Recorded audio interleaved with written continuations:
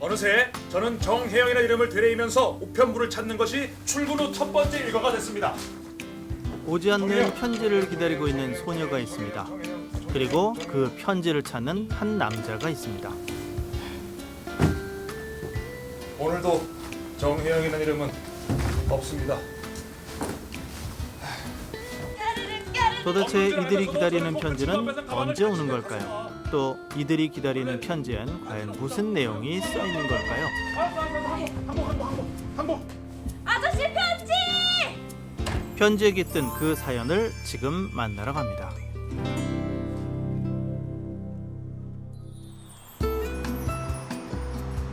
대구의 한 아트센터. 이곳에 마련된 공연장에 2명의 배우가 곧 다가올 공연 준비에 한창입니다.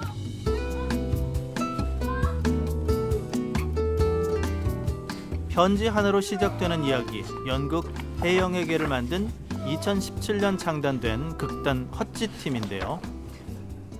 우리 극단 헛짓은 공연 예술만이 가지고 있는 특징이 무엇인지 분석하고 연구해서 지금 이 시대에 공연 지형학에 적용시키고 그래서 극단 헛짓만의 공연 블렌딩을 구축하려고 애쓰고 있는 극단입니다. 연극이라는 장르의 다양한 매력을 알리고 관객들과의 호흡을 맞춰가고 있는 극단 헛짓.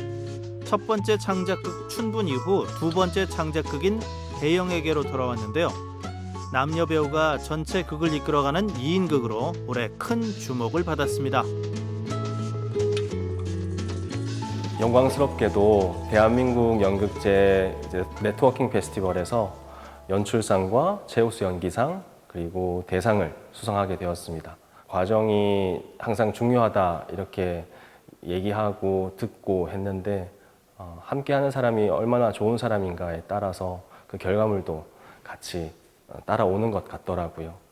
그래서 아주 기분 좋았습니다. 런타임 90분 동안 이어지는 정우와 혜영이의 귀여운 티키타카와 그리고 그 후에 이어지는 서로에 대한 애틋함이 이 혜영에게 매력이 아닐까 싶습니다. 관객들에게는 물론 연극인들에게도 인정받은 연극 혜영에게. 하지만 오늘은 작은 마을의 우체부 정우는 첫 출근길에 의문의 소녀 혜영을 만나게 됩니다. 혜영은 다짜고짜 정우에게 편지를 요구하는데요. 없네. 중요한 편지인가 봐. 내일은 올 거예요. 안녕히 가세요. 전쟁 후 피난길에 만나 헤어진 한 군인의 편지를 기다리고 있는 소녀 혜영. 하루하루 오매불망 편지를 기다리는 혜영 때문에 우리의 첫 정우는 인사였습니다. 잊지도 않은 편지 찾기에 매일매일 난감한데요. 정혜영 없네. 그 후로도 그 친구는 여기에서 매일 기다렸고 저를 발견하면 강아지처럼 뛰어와서 제 앞에 섰습니다. 정혜영. 혜영이에게 편지란 끈입니다. 혜영이는 피난길에 이제 모든 걸 잃은 아이인데 그 슬픔이나 절망감 그런 것들은 사실 제가 말로 할 수가 없고 그런 것들을 또 연구를 해야 되다 보니까 편지의 의미가 그냥 끈이라고 느껴졌습니다. 정우에게 있어서 혜영이란 기다림입니다. 혜영이의 끝없는 어떤 기다림을 정우가 혜영의 의사와 관계없이 그걸 빼앗게 됩니다. 그 어떤 소중한 그런 기다림들을. 그런데 그 결과로 정우가 얻게 되는 것은 재밌게도 마찬가지로 끝없는 기다림을 얻게 됩니다. 혜영이보다도 더 끝이 없는 그런 기다림을 얻게 됩니다. 그래서 정우에게 혜영이란 기다림이지 않을까라고 생각합니다. 기다리는 이의 이름도 주소도 알지 못하지만 온종일 편지만을 기다리는 혜영. 그 지역 우체국에다가 도움을 요청할 수 있거든. 몰라요. 이름은? 아니 그 이름을 알아야 편지를 빨리 찾을 거 아니야. 몰라요. 정우는 오지도 않는 편지를 기다리는 혜영이 자꾸만 눈에 밟히는데요. 그래서 편지 한 장을 쓰게 됩니다. 잘 지내시오. 나는 우체부요. 기다리던 편지가 아니어서 미안하오. 제발 부탁이니 집에서 기다려 주시오. 자신이 쓴 편지를 전해주려던 정우.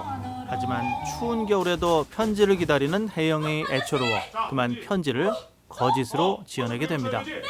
설마 아직 기다리고 있을까봐 걱정하면서 편지를 쓰고 있어. 아직 거기에 있다면은 이제는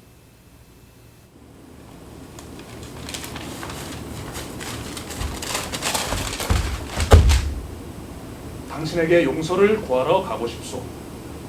조금만 기다려 주시오.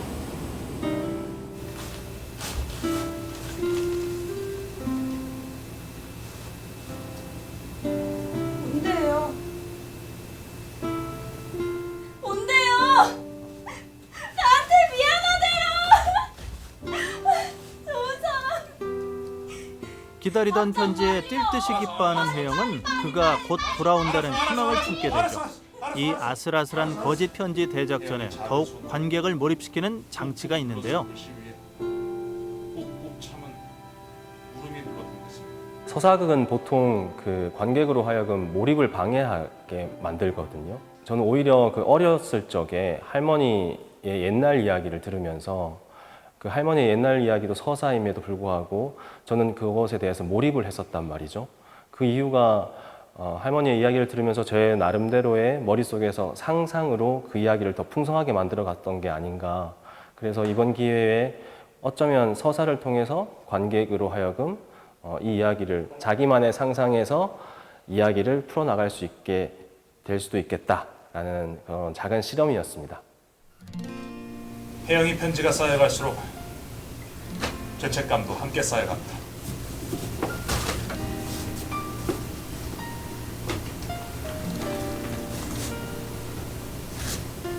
혜영이를 위해 시작한 거짓말이지만 이젠 누구를 위한 것인지 모르겠습니다. 어떻게 해야 될까요? 연극 혜영에게가 사랑받는 또 다른 이유는 자칫 단조로울 수 있는 이인극에 멋진 연출을 더한 것. 다채로운 오브제를 통해서 극의 깊이를 더했습니다.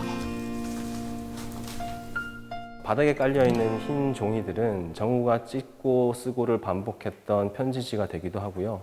그리고 가을날 발에 밟히는 낙엽이 되기도 하고요. 그리고 겨울날 소복히 쌓인 눈이 되기도 합니다. 또 다른 한 가지는 무대 중앙에 중앙 뒤에서부터 객석으로까지 쭉 이어져 있는 노란색 천이 있는데요. 이 천은 혜영이의 옛날 옛 사람을 그리워하는 그리움을 나타내기도 하고 또 제가 또 관객을 기다리고 있는 그 그리움을 나타내기도 합니다. 공연 런타임 동안 암전이 없어요. 암전이 없고 또 관객의 참여, 적극적인 참여가 있어야 연극이 이어질 수 있기 때문에 그게 가장 큰 매력이라고 생각합니다. 가을비가 촉촉이 내리던 9월의 마지막 수요일 문화의 날. 혜영에게를 보기 위한 발걸음이 이어졌는데요. 기다리고 있었습니다. 저는 우체부입니다. 오늘은 우편물이 꽤 많은데요. 제가 한 분씩 천천히 전해드리도록 하겠습니다. 소나무. 자연스럽게 관객들과 소나무님, 눈을 맞추며 소나무님, 시작하는 소나무님 서사극 와주세요. 혜영에게 네, 그 소나무님 흥미진진함에 와주세요. 관객들은 호응도 남다릅니다. 개똥 와주세요. 네, 개똥집빵님.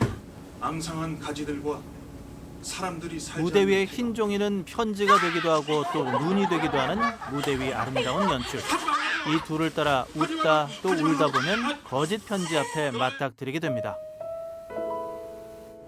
그러면 안 와. 안 온다고. 5년을 기다리고도 몰라? 아니야. 주소는 물어봤어? 너 생각 못해? 아니야. 이름도 안 가르쳐도 떠났는데 돌아온다는 약속을 믿었어. 온다고 약속했단 말이야. 그래. 네 마음대로 생각해. 소재 자체가 색다른 건 아니었는데 연출하는 기법이 색달라서 신선하게 조금 봤던 것 같아요. 중에서 소나무로 연극에 함께 참여해서 재밌었어요. 전쟁의 아픔을 이겨내기 위해 편지를 기다릴 수밖에 없었던 소녀. 그게 뭐가 그런 어때서? 소녀를 위해 주변에 가짜 혼자 편지를 쓸 난리야! 수밖에 없었던 남자. 이들의 엇갈려버린 길은 과연 어떻게 나아갈까요? 연극 혜영에게였습니다.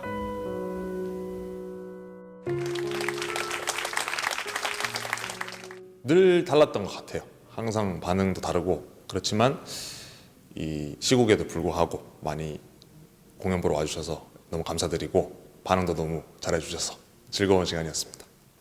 어떤 연극을 만들겠다라고 말씀을 드리기에는 아직은 조금 무리가 있을 것 같고요. 극단 헛짓은 앞으로도 계속 실험과 그리고 여러 가지 시도들을 두려워하지 않는 극단으로 남아 있겠습니다. 극단 헛짓의 새로운 도전에 앞서 연극 해영에게의 여정은 끝나지 않았습니다. 전해지지 못한 편지의 이야기가 궁금하다면 애틋하고도 감동적인 연극 해영에게로 초대합니다.